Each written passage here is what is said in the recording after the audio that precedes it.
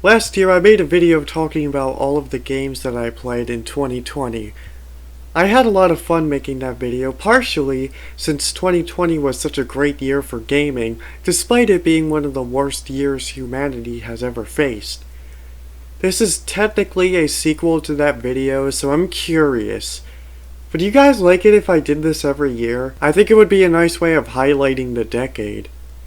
Anyway, at the end of that video I stated that I have a pretty decent backlog of games to get through, so that makes up for the fact that there wouldn't be a lot of great games releasing in 2021. Well, out of my backlog, I got to play 2 of those games. Hey, that's better than 0! I originally had a much longer script for this video, more like the 2020 video, but I figured that I could just make this easier for all of us by just quickly talking about each game. By the way, this video will only be going over games that I haven't played before, so games that I played last year that were still getting new content, such as Animal Crossing New Horizons and Among Us, don't count. So the first game I played in 2021 was Asphalt 9 Legends on Nintendo Switch. It's basically a free-to-play games-as-a-service racing game. It is fun. The thing that I like the most about it is the nitro. I think it makes the game pretty satisfying. But my problems with the game are its lack of content, since there aren't a lot of tracks in the game or gameplay variety. So you're typically going to find yourself racing on the same tracks with the same objectives. And the thing that I see the game get criticism for, in which I agree with, is that the game kinda borderlines being pay to win, since it takes forever to unlock new cars without having to spend any money. I played 10 hours of this game as a free-to-play player, and I basically have nothing to show for it. Overall, I find the game mid, and you won't see me sticking around for very long whenever I play, but perhaps you'll enjoy the game more if you're a mobile gamer. The next game is Genshin Impact on PS4. This game was on my backlog since I saw my sister play it back during its launch, but I ended up jumping into the game sooner than I expected since Evan Falarka was talking about it, and he really started hyping it up after I started playing it. I definitely think that it lives up to all of Evan's praises.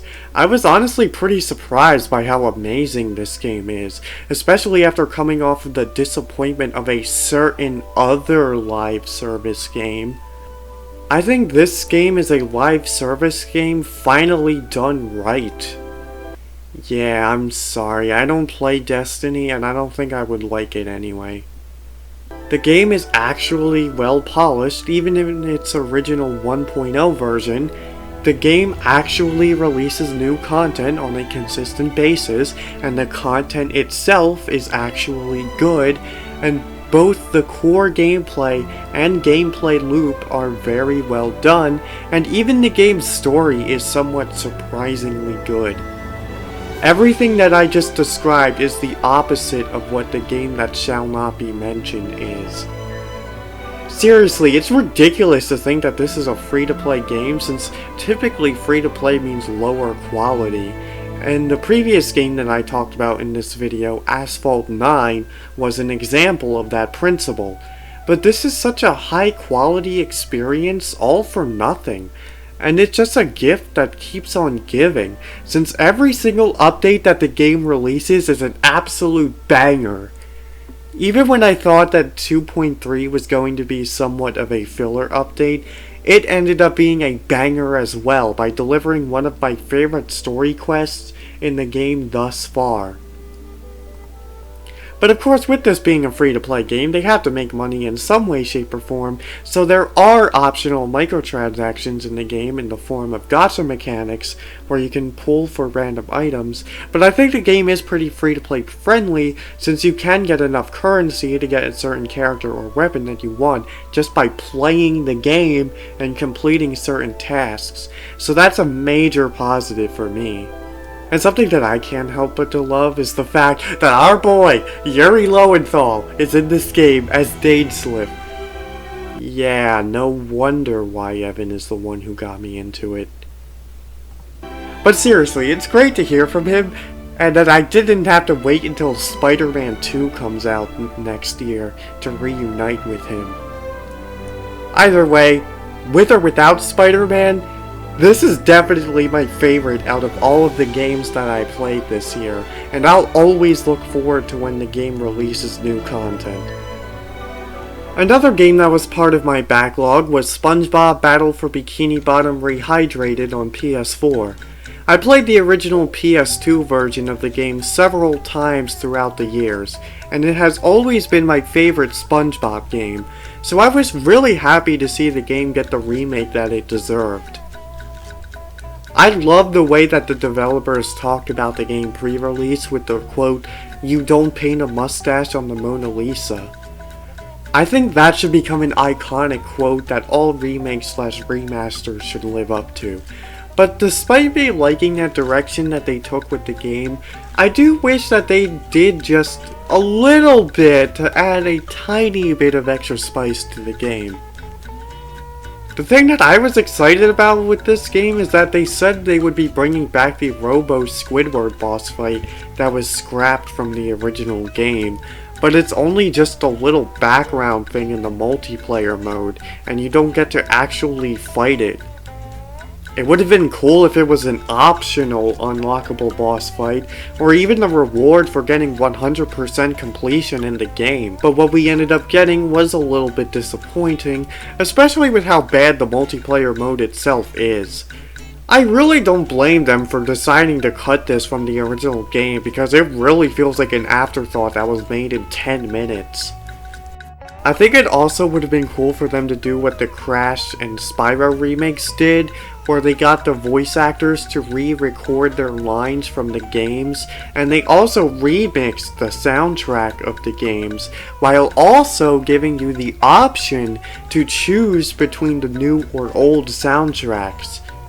But Battle for Bikini Bottom Rehydrated didn't do any of the above, which is definitely a shame considering how bad Mr. Krabs' voice actor was in the game.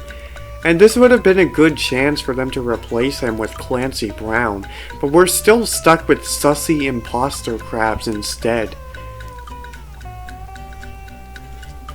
The odd thing is that they did actually re-record the dialogue for the game for the German dub of the game, so it really just makes it feel like a time and budget restraint, and that if the game was given more time and budget, that they would have been able to do this stuff. So overall, I don't really have any major issues with Battle for Bikini Bottom Rehydrated, but it would have been cool for them to add a little bit more to it just to give it a little bit of extra spice. But regardless, this is definitely the definitive way to play Battle for Bikini Bottom, and the only way I'll ever play the original PS2 version of the game again is if I'm either making a video or if I really want the original PS2 experience.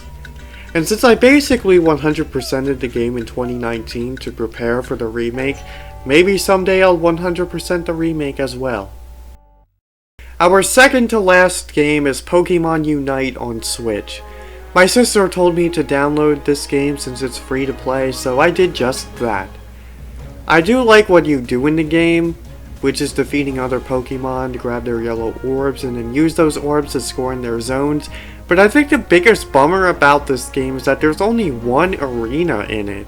So you're always fighting in the same environment, and it really makes the game get repetitive. And I think that since Pokemon has characters related to different element types, it would have been cool if the game had an arena based off of each element. I do think that the game has a decent amount of rewards, but clearly this game isn't really meant to be much of a hardcore grind, and is more of a time killer. It's basically a log in for about 10 to 30 minutes and then move on to doing something else kind of game, and I don't think there's anything wrong with that.